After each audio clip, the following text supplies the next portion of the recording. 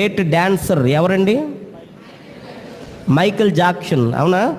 ఆయన ఎక్కువ కాలం బ్రతికేయాలని తన చుట్టూ తన ఆరోగ్యం క్షీణించిపోకుండా కాపాడడానికి ఎక్కువ మంది డాక్టర్లు ఉండే వారి పర్యవేక్షణ చేయడానికి. తెలుసా?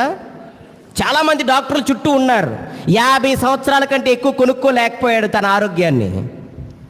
50 ఇన్ని కోట్లు ఎవడు అనుభవించాడు? ఎవడు ఏం చేశారు?